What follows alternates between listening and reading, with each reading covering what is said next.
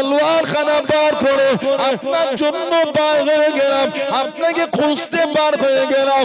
ও যুবক, আল্লাহ নবী জানিয়ে দিলেন, আল্লাহ নবী শুনিয়ে দিলেন, ও বাবা সালাম, আমি নবী, আমার যুবকের ইসলামের মধ্যে প্রথম তলোয়ার উত্তোলনকারী। জোরে বলুন সুবহান, আর একটু জোরে বলুন সুবহান। আল্লাহর রাসূল বলেছেন, মাথাতে হলদে পাগড়ি পরে বদরে লড়াই করেছো, তোমার মাথায় হলদে পাগড়ি আল্লাহ খুশি হয়ে যত ফেরেশতা পাঠিয়েছে সবার মাথাতেই হলদে পাগড়ি। তোমাকে অনুকরণ করে তোমার ভঙ্গিমায় ফেরেশতারা নাজিল হয়েছে। আল্লাহর নবী বলেছেন এটা হলো ইসলামের প্রথম তলোয়ার উত্তোলনকারী। ওনার আগে প্রকাশ্য কেউ তলোয়ার তুলতে পারে না, ওনার আগে প্রকাশ্য কেউ তলোয়ার উঠাতে পারে না। উনি সর্বপ্রথম দিনের মধ্যে কাফেরদের সামনে মক্কা শরীফে উলঙ্গ তলোয়ার প্রথম উঠিয়েছিলেন। নবী বলেছেন তুমি হলে ইসলামের প্রথম তলোয়ার উত্তোলনকারী। জোরে বলেন না সুবহানাল্লাহ। এত ক্ষমতা আল্লাহ দিয়েছিলেন, 1000 জনের সঙ্গে একাই লড়তেন। একদিকে 1000, একদিকে উনি একাই চালিয়ে দিতেন। জোরে বললেন না সুবহানাল্লাহ। হযরতে যুবাইর ইবনুল আওয়াম রাদিয়াল্লাহু তাআলা আনহু, হযরত উমর ফারুক রাদিয়াল্লাহু তাআলা আনহু জামানায় হুজুর মিশরে পাঠালেন। মিশরে পাঠালেন হযরতে সাইদ ইবনুল মুসাইব রাদিয়াল্লাহু তাআলা আনহু, হযরতে আমর ইবনুল আস, হযরতে আমর ইবনুল আস রাদিয়াল্লাহু তাআলা আনহু হুজুরের নেতৃত্বে 3500 সৈন্য দিয়ে পাঠিয়েছেন মিশর। উমর ফারুকের জামানায় রাদিয়াল্লাহু তাআলা আনহু ইসলাম জাহানের দ্বিতীয় খলিফা। জানার জামানায় পৃথিবীর অর্ধেকটা ইসলামের শাসন চলেছিল। বললেন না সুবহানাল্লাহ। পৃথিবীর অর্ধেকটা ইসলামের ঝান্ডা উড়েছিল। হযরতে ওমর ফারুক রাদিয়াল্লাহু তাআলা মিশর ফতেহ হয়ে গেল। গভর্নর চিঠি লিখছেন, হুজুর জাহিলিয়াতের যুগে এই নীল নদের পানি বন্ধ হয়ে গেলে প্রতি বছর একজন মহিলাকে এই নীল নদে তাকে হত্যা করে রক্তটাকে নীল নদে ছড়ানো হতো। এই রক্ত ছড়ালে এদের বিশ্বাস ছিল পানি প্রবাহিত হবে। হুজুর জাহিলি যুগে ছিল, এখন তো ইসলামের আমল। হুজুর কি করব, পানি বন্ধ। ওমর ফারুক চিঠি লিখলেন, এ নীল নদের পানি, তোমার প্রতি আমি উমরের তরফ থেকে চিঠি, আল্লাহ পাকের হুকুমে যদি প্রবাহিত হও তোমার পানির আমাদের দরকার আছে, যদি নিজের ইচ্ছায় হও তোমার পানির আমাদের কোনো দরকার নাই। হুজুর ওই চিঠিটা লিখে পাঠিয়ে দিলেন মিশরের গভর্নর, এটা নীল নদে দিয়ে দাও। উমর ফারুকের হুজুরের চিঠিটা দেয়া হলো। আল্লাহ পাকের হুকুম সেই যে পানি প্রবাহিত হয়েছে আজও চলছে। জোরে বলো, জোরে বলা গেল না সুবহানাল্লাহ। ইসলাম জাহানের দ্বিতীয় খলিফা হযরতে আমর ইবনুল আস রাদিয়াল্লাহু তাআলা আনহু ওনার নেতৃত্বে 3500 সৈন্য পাঠিয়েছেন। হযরত আমর ইবনুল আস রাদিয়াল্লাহু তাআলা আনহু মিশরের বর্ডারে দাঁড়িয়ে হুজুর চিঠি লিখছেন উমর ফারুককে, হুজুর ওদের সৈন্য অনেক, কিছু পাঠান আরো। উমর ফারুক চিঠি পেলেন রাদিয়াল্লাহু তাআলা আনহু আরো 4000 সৈন্য পাঠিয়েছেন। প্রত্যেক 1000-এর সঙ্গে একজন করে সেনাপতি। চিঠিতে লিখেছেন এই 4 জনকে পাঠালাম, প্রত্যেক 1000-এর দায়িত্ব দিয়ে এই এক একজন আরো 1000 জনের সঙ্গে লড়ার ক্ষমতা রাখে। ওই যুদ্ধে হযরতে যুবাইর ইবনুল আওয়াম রাদিয়াল্লাহু তাআলা আনহু 1000-এর অধিক মানুষের সঙ্গে উনি একাই লড়েছিলেন। জোরে বলা গেল না। আল্লাহ ওনাকে এত ক্ষমতা দিয়েছেন। আল্লাহ নবী বলেছেন, যুবাইর তুমি মাথায় হলদে পাগড়ি পরে বদরে নেতৃত্ব দিয়েছো। আল্লাহ পাক বদরে যত ফেরেশতা পাঠিয়েছেন সবার মাথায় হলদে পাগড়ি। তোমার অনুকরণ, তোমার ভঙ্গিমায় ফেরেশতারা নাজিল হয়েছে। জোরে বল।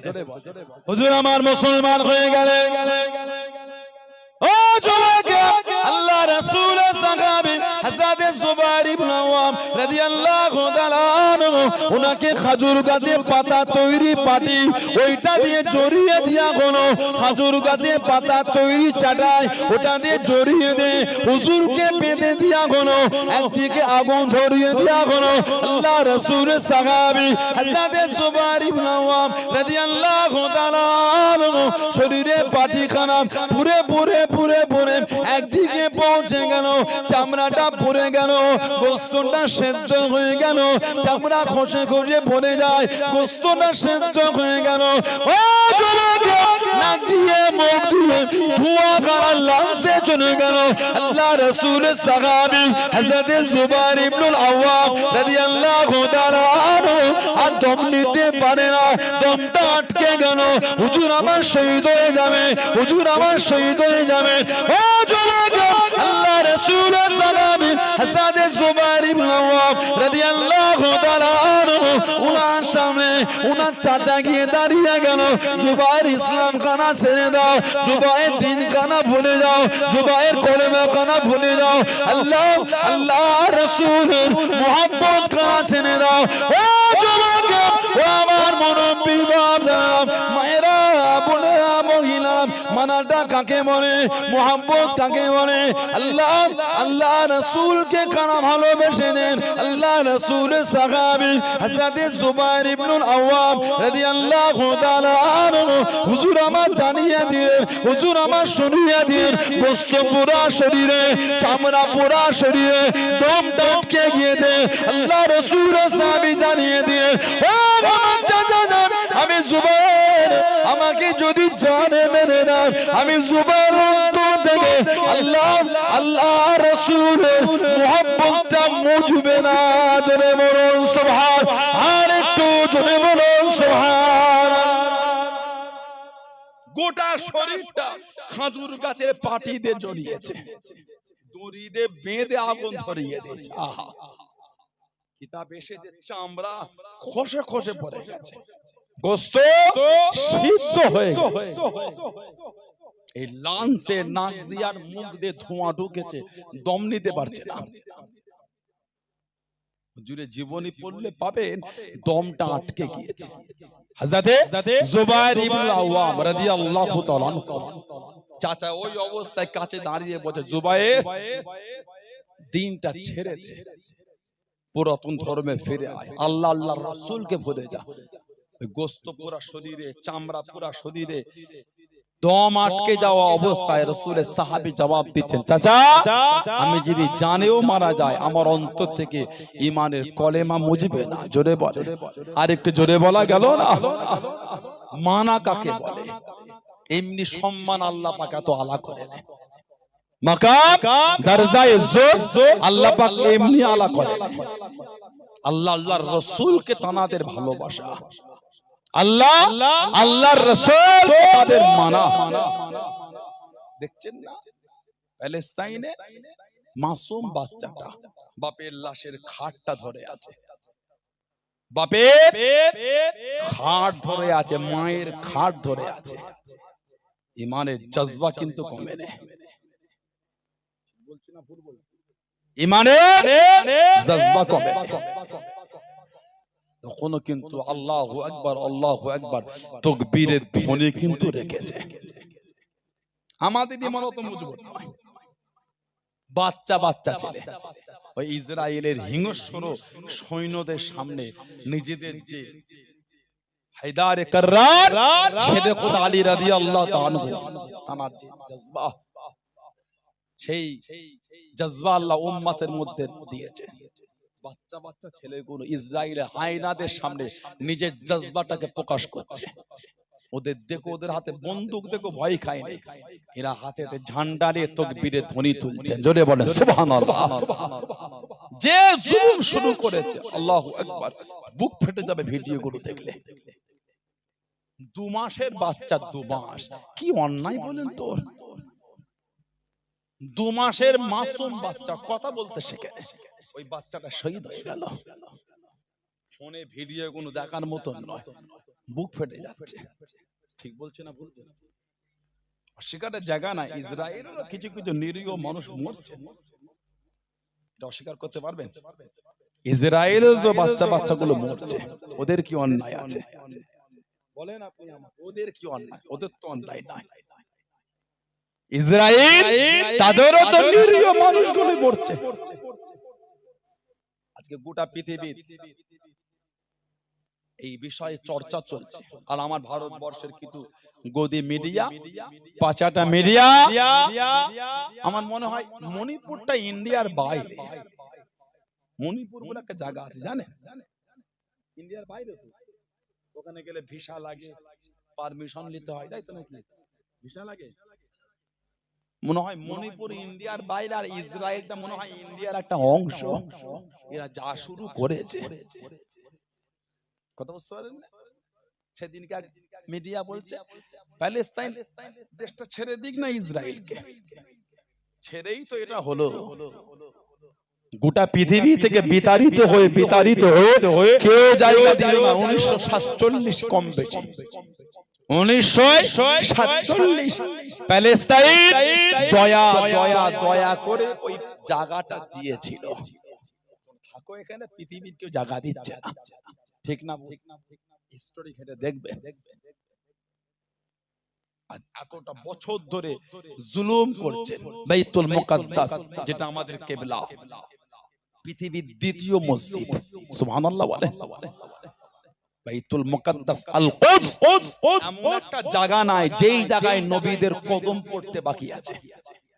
গোটা বাইতুল মুকাদ্দাস এমন একটা জায়গা নাই যেখানে নবীদের কদম শরীফ পড়ে না। গোটা বাইতুল মুকাদ্দাসটাই নবীদের কদম শরীফ পড়েছে। বলুন সুবহানাল্লাহ। যে বাইতুল মুকাদ্দাসে আল্লাহর ফেরেশতারা পর্যন্ত নামাজ পড়ে, জোরে বলো সুবহানাল্লাহ। ওটা আমাদের কিবলা, ওটা আমাদের মসজিদ, তোমরা হাত দিচ্ছ কেন? যারা যাচ্ছে বাইতুল মুকাদ্দাস, গত বছরে রমাদান শরীফে লাইট বন্ধ করে তাণ্ডব চালিয়েছে, ইমামটাকে গুলি করে শহীদ করে দিয়েছে। পৃথিবীর এই গাদ্দার মিডিয়াতে চোখে পড়ে না? মণিপুরে এতদিন ধরে অশান্তি এখনো চলছে, 500 জনের বেশি মানুষ মারা গেছে। এই পাঁচাটা গদি মিডিয়া, এদের সময় হলো না সেখানে গিয়ে ভিডিও করে মানুষের কাছে পৌঁছানো। যেদিন ইসরায়েলে বোম পড়েছে, পরের দিন পৌঁছে গেছে এরা। ভিসা কি রেডি ছিল? একটা ভিডিও দেখলাম, বোম নাই, কিচ্ছু নাই, আওয়াজ নাই, ফাঁকা জায়গায় ক্যামেরা নিয়ে ভিডিও করতে করে শুয়ে পড়ছে, গড়াগড়ি খাচ্ছে, কি নয় অ্যাক্টিং চলছে। একটাই কারণ, ভিউ বাড়াবার জন্য। কথা বুঝতে পারেন? প্যালেস্তাইন এটা একটা স্বাধীন দেশ। এটা ইসরায়েল বলে পৃথিবীর মানচিত্রের কোনো দেশ নেই। ইসরায়েল বলে পৃথিবীর মানচিত্রের কোনো দেশ নেই। ওদের করে দয়া করে রাখতে থাকো না। জুলুম হচ্ছে কেন? আমি স্বীকার করছি, ইসরায়েলের বাচ্চাগুলো মরে যাচ্ছে, এটাও বেদনাদায়ক। আমি পারি না আমার দুশমনের কষ্টে খুশি হতে, আমার ইসলাম আমাকে শেখায়। আমি পারি না আমার দুশমনের কষ্টে আমি খুশি হব, আমার ইসলাম আমাকে নিষেধ করেছে। আমরা দ্বীনের বিধান মানি, মন গড়া বিধান মানি না। শরিয়তের বিধানে চলি, মন গড়া বিধানে চলি না, ঠিক না? ইসরায়েলে থেকে ভিডিও করছো, একবার প্যালেস্তাইনে গিয়ে ভিডিওটা করে জনগণের কাছে দাও, জনগণ দেখুক। ওটাও গতকালকে একটা হসপিটালের উপর বোম ব্লাস্ট করেছে। কত জঘন্য মেন্টালিটি হলে এই কাজটা করতে পারে বলেন তো? যুদ্ধের একটা প্রটোকল আছে, যুদ্ধের একটা সিস্টেম আছে, কত জঘন্য চিন্তা হলে এটা করতে পারে।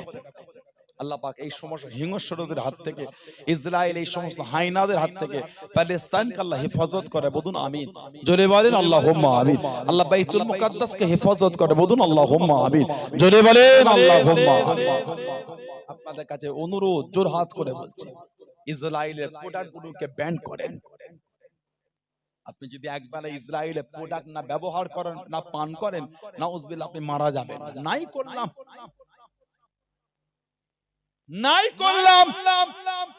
10 টাকা দিয়ে ইসরায়েলে যদি একটা প্রোডাক্ট কেনেন, কস্টিং খরচা যদি 8 টাকা হয়, 2 টাকা যদি লাভ হয়, জানবেন এই 2 টাকা অতিরিক্ত দিলাম প্যালেস্তাইনে আমার ভাইগুলোকে শহীদ করার জন্য সাহায্য করলাম। ঠিক বলছি না ভুল বলছি? যতটা পারবেন ইসরায়েল এর প্রোডাক্ট বন্ধ করেন। আল্লাহ পাক এই যুদ্ধকে আল্লাহ বন্ধ করিয়ে দেন, বলেন আমিন। আল্লাহ পাক প্যালেস্তাইনের উপর আল্লাহ হেফাজত করে, বলুন আল্লাহুম্মা আমিন। জোরে বলেন আল্লাহুম্মা আমিন। আমার ভাইয়েরা, বাপজানেরা, ছেলেরা, যুবকেরা, মুরব্বীরা, মানবেন, মানার মতন মানে সাহাবাদের দিকে দেখেন, মহব্বত কাকে বলে, মানার মতন মানে আমার রাসূলের সাহাবী হযরতে তালহা ইবনে উবাইদুল্লাহ আবু তালহা রাদিয়াল্লাহু তাআলা আনহু করেছে। আবু বকর সিদ্দিক রাদিয়াল্লাহু তাআলার কাছে ঈমানের কথা শুনে ৪র্থ নম্বরে মুসলমান হয়েছেন হযরতে আবু তালহা, তালহা ইবনে উবাইদুল্লাহ। উনিও আশারায়ে মুবাশশিরা 10 জনের মধ্যে উনিও একজন। সুবহানাল্লাহ বললেন না? আল্লাহর নবী ওনার নাম ধরে বলছেন আপনিও জান্নাতি। জোরে বলে তালহা ইবনে উবাইদুল্লাহ আবু তালহা রাদিয়াল্লাহু তাআলা শরীরে 80টা তীর নিয়েছেন, 80টা তীর। একটা তীরও আমাদের নবীকে লাগতে দেয় না। ইসলামের দ্বিতীয় যুদ্ধ, তৃতীয় হিজরি, উহুদের যুদ্ধে। ইসলামের দ্বিতীয় যুদ্ধ, তৃতীয় হিজরি, উহুদ। আল্লাহর নবী 50 জন সাহাবাকে ঘাঁটি করে দিলেন, 50 জন। এইখান থেকে তোমরা নামবে না, যাই হোক। যুদ্ধ চলছে, কাফেররা ভয়ে মাল ফেলে রেখে ছুটছে হেরে। 50 জন সাহাবা মনে করলেন নবী পাক যুদ্ধ চলাকালীন পর্যন্ত আমাদের এখানে থাকার হুকুম দিয়েছেন, সব চলে যাচ্ছে মানে যুদ্ধ শেষ। ওই ঘাঁটি ছেড়ে নেমে পড়লে, নেমে ওই মালগুলোকে কুড়াতে লাগলে, মালগুলোকে গনিমতের মাল বলা হয়। এই সুযোগে হযরতে খালিদ বিন ওয়ালিদ রাদিয়াল্লাহু তাআলা তখন মুসলমান ছিলেন, হযরতে আবু সুফিয়ান তখন মুসলমান ছিলেন রাদিয়াল্লাহু তাআলা। এনাদের নেতৃত্বে পাহাড়ের পিছন দিক থেকে এলোমেলো অবস্থায় সাহাবাদের উপর অ্যাটাক করে দিলেন। 70 জন সাহাবা শহীদ হয়ে গেলেন। কাফেররা লটিয়ে দিল, তোদের নবীকে শহীদ করে দিয়েছে, তোদের নবীকে শহীদ করেছে। আল্লাহ নবীর কিছু কিছু সাহাবা তলোয়ার নামিয়ে নিলেন। কানতে কানতে বাড়ির দিকে চলে যায়, কানতে কানতে মদিনা শরীফের দিকে চলে যায়, কানতে কানতে বাড়ি ফিরে যায়। কার জন্য লড়াই করব, কার মুখের দিকে তাকিয়ে লড়াই করব, কার জন্য লড়াই করব? ও যুবক, সাহাবাদের বাড়ি মহিলারাম, সাহাবাদের বিবিরাম, সাহাবাদের মায়েরা বললাম বাড়ির সীমানায় দাঁড়িয়ে গেলেন, মদিনা শরীফের সীমানায় দাঁড়িয়ে গেলেন। রাস্তাটাকে গাঁট করে দিলেন, পথটাকে আটকে দিলেন। ও রাসূলুল্লাহ, সাহাবারা বাড়িতে আসতে দেব না, বাড়িতে ঢোকা হবে না, বাড়িতে আসা যাবে না। যাবার সময় আল্লাহ নবীকে সাথে সাথে করে নিয়ে গেলেন, আসার সময় কেন একে একা ফিরে গেলেন। আমাদের নবী কই, আমাদের নবী কই, আমাদের নবী কই? যাবার সময় আল্লাহ নবীকে সাথে সাথে করে নিয়ে গেলেন, আসার সময় কেন একা একা ফিরে এলেন। রাসূলুল্লাহ সাল্লাল্লাহু আল্লাহ নবীকে রাখলে বাড়িতে ঢুকতে দেব না, আল্লাহ নবীকে রাখলে বাড়িতে ঢোকা হবে না। আল্লাহ নবী আল্লাহ পাকের হুকুমে উহুদের পাহাড়ে দাঁড়িয়ে গিয়ে আল্লাহ নবী জানিয়ে দিলেন, আল্লাহ নবী শুনিয়ে দিলেন, আনা মুহাম্মদ ইবনে আব্দুল্লাহ, আনা মুহাম্মাদুর রাসূলুল্লাহ সাল্লাল্লাহু আলাইহি ওয়াসাল্লাম। আমি নবী জিন্দা নবী, আমি নবী জিন্দা নবী। আল্লাহ নবীর নূরে জবান শরীফের আওয়াজ কাম 15 থেকে 20 কিলোমিটার দূরে আল্লাহ পাকের হুকুমে সাহাবাদের কানে কানে পৌঁছে গেল। জোরে বলুন সুবহান, আর একটু জোরে বলুন সুবহান। যাবার সময় নবীকে নিয়ে গেলেন, আসার সময় একা আসে। নবীকে না আনলে কাউকে ঢুকতে দেব না। নবী পাক ওখান থেকে আওয়াজ দিতে, আমি নবী জিন্দা। জোরে বলেন না সুবহানাল্লাহ। এই আওয়াজ শুনে সাহাবার আওয়াজ ছুটেছে। এই যে নবী পাক ওখানে রয়ে গেলেন, নবী পাকের কাছে ছিল মাত্র 12 জন সাহাবা। এটা কাফেরদের দল আমার নবীকে শহীদ করার জন্য আসছে। নেতৃত্ব হযরত খালিদ বিন ওয়ালিদ, মুসলমান ছিলেন না তখন, ষষ্ঠ হিজরি সুলে হুদাইবিয়ার পরে মুসলমান হয়েছে। জানার লাকাব ছিল সাইফুল্লাহ, আল্লাহর তলোয়ার। বলুন না সুবহানাল্লাহ। ইন্তেকালের আগে বিছানায় শুয়ে শুয়ে কাঁদছেন আর বিবিকে বলছেন, শরীরটা দেখো তো, এমন কোন জায়গা বাকি আছে কি যেখানে তলোয়ারের দাগ হতে আর তীরে আঘাত হতে বাকি আছে? তলোয়ারে আঘাত, তলোয়ার লেগে কাটে না আর তীর লেগে বিধ হয় না, এমন গোটা শরীরে কোন জায়গা বাকি আছে কি দেখো তো। জীবনে 150-এর বেশি যুদ্ধে খালি নেতৃত্ব দিয়েছে, একটা যুদ্ধ হারের নাই, প্রত্যেকটা আল্লাহ পাক ওনাকে জয়ী করেছেন। জোরে বলা গেল না? হযরতে খালিদ বিন ওয়ালিদ রাদিয়াল্লাহু তাআলা হুজুরের বিবি গোটা শরীরটা দেখে দেখে বলছেন, শরীরের এমন কোন জায়গা নাই যেখানে তলোয়ারের আঘাত আর তীরের দাগ হতে বাকি আছে। বিছানায় শুয়ে ঝরঝর করে কাঁদছেন, গোটা শরীরটাই তীর লেগে গেল, আমি শহীদ হলাম না। ওনার বিবি বলছেন, কাঁদছেন, আল্লাহ পাক যে আপনাকে সাইফুল্লাহ করেছে, আল্লাহ তলোয়ার। জোরে বলবেন না? আর জোরে বলা গেল না?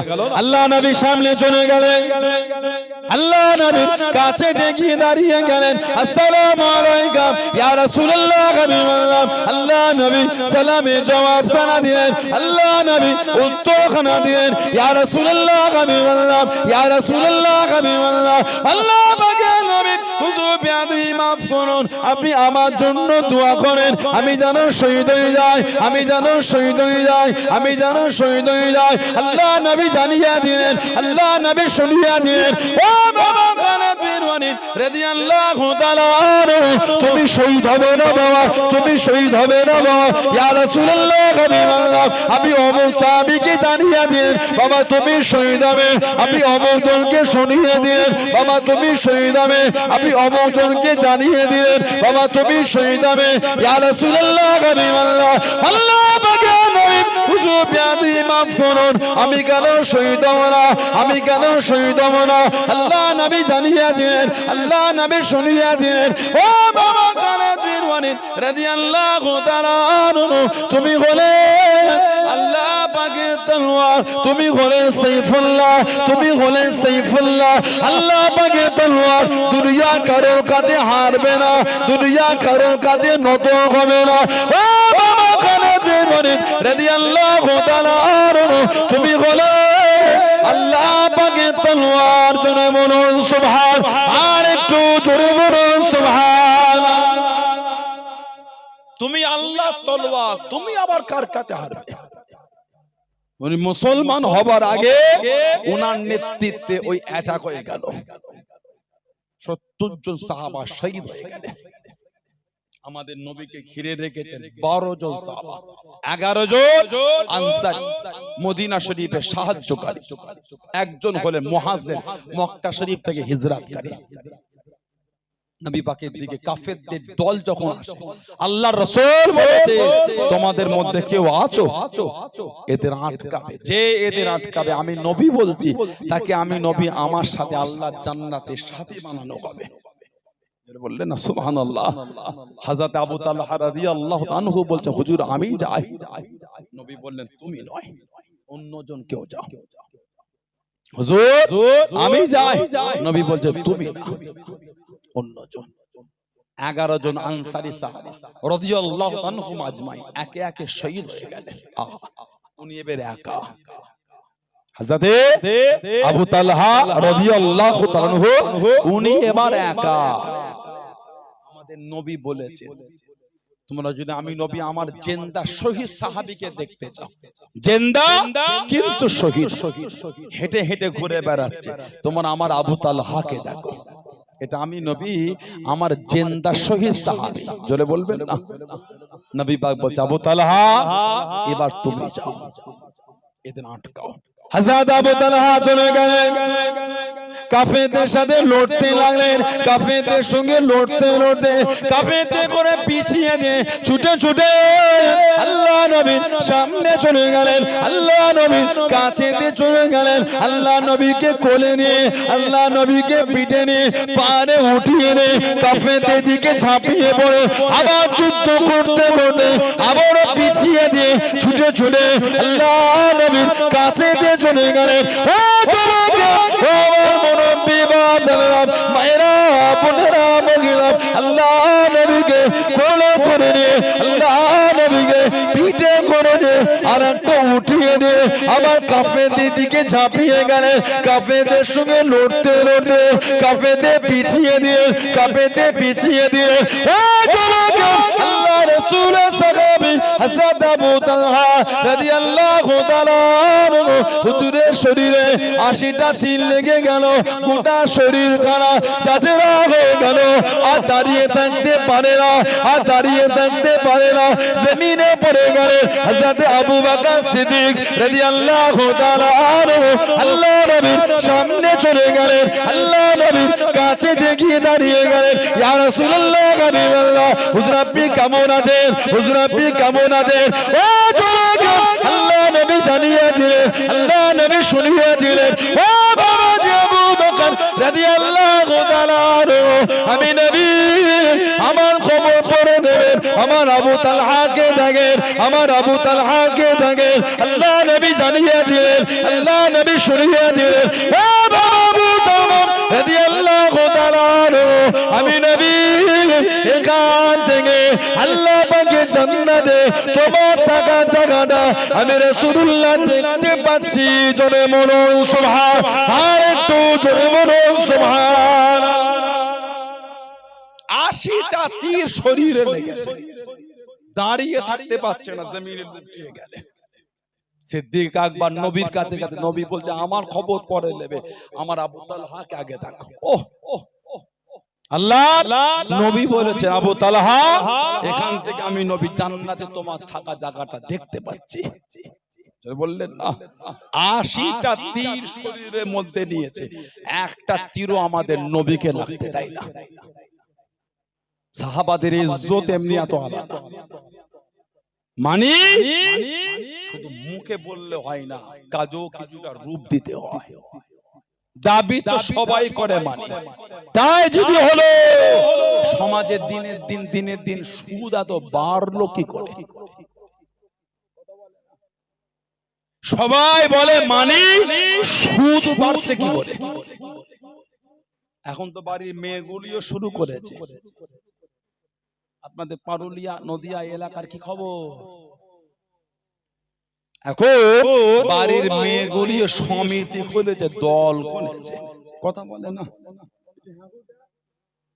10টা আন্ডা বিক্রি করে টাকাটা রাখা অবসর সময় বসে বসে গুণ সুই ওর মধ্যে উল দিয়ে ওই সিমেন্টের বস্তা ওই বস্তায় ওই উল দিয়ে গুণ সুই দিয়ে ফুলের ডিজাইন করে দস্তরখান করে বিক্রি করা ওতে ডিজাইন করে তাল গাছের পাতার হাত পাকা ওর উপরে কভার তৈরি করে ডিজাইনওয়ালা ওইগুলি বিক্রি করে আবার উল দিয়ে ফুল করে ডিজাইন করে বাড়ির সদর দূরে ঢুকতে ওই গেটে ফুলওয়ালা ঝোলে না ঘরের গেটে ঝোলে না ফুলে ওই ডিজাইনগুলি করে বিক্রি করা ওইগুলি করে কঞ্চি কেটে ওই কঞ্চি চিরে সরু সরু ফালি করে ওই দিয়ে মুড়ে টুকরি তৈরি করা ঝুরি ওইগুলি বিক্রি করে টাকা হয় জমিয়ে সমিতিতে দেয়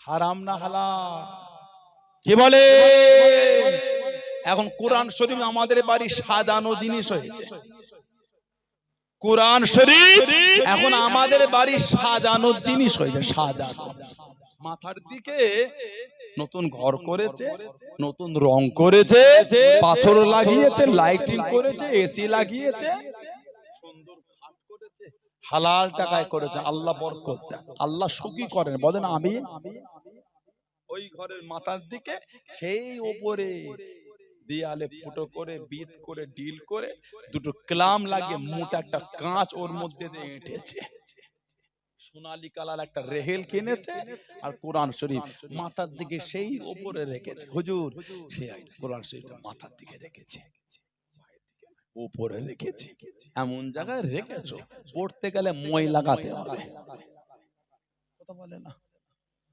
কোরআন শরীফ এমন জায়গায় তুলেছো পড়তে গেলে মই লাগিয়ে উঠে পড়তে হবে সামনে আছে পেরে পড়ে না মই লাগিয়ে পেরে পড়বে কে বললাম না কোরআন শরীফ সামনে আছে পড়ে না, সেই উপরে মই লাগিয়ে পেরে পড়বে। লা হাওলা ওয়ালা কুওয়াতা ইল্লা বিল্লাহ। গজব কেন হচ্ছে বুঝতে পারছেন না? বরকত উঠে যাচ্ছে কেন বুঝতে পারেন না? আমাদের বাড়ির আগে 100টা ঘরের মধ্যে 90টা ঘরের মা ফজরের নামাজ পড়ে কোরআন শরীফ পড়তো। বর্তমান কম বয়স্ক যারা আছে 100টার মধ্যে 10 জন নামাজ পড়ে, খুব কঠিন ব্যাপার। 90 জন ঘুমায় ফজর। কথা বলে না? ঠিক বলছি না ভুল বলছি? 90 জন ঘুমায়, 10 জন পড়ে। লা হাওলা ওয়ালা কুওয়াতা ইল্লা বিল্লাহ। কোরআন শরীফ তেলাওয়াত সমাজ থেকে উঠে যাচ্ছে। মাগরিব পরে আমাদের বাড়ির মায়েরা, আমাদের বাড়ির দাদি নানি চাচিরা নামাজ পড়ে মুসাল্লাতে রেহেলটা নামিয়ে কোরআন শরীফ রেখে তেলাওয়াত করতে। দেখেন না আপনারা? মাগরিব পরে ফজর পরে করতেন না? এখন বিলুপ্ত হয়ে যাচ্ছে, পড়ছে না কোরআন শরীফ। এখন আমাদের বাড়ি সাজানো জিনিস হয়েছে, সুন্দর রেহেল সোনালী কালা আর সুন্দর একটা কাবা শরীফের মতো বাক্সওয়ালা এখন উঠেছে, ডিজাইন করা, ওইটা কিনেছে, ওই ঘরে সাজানো।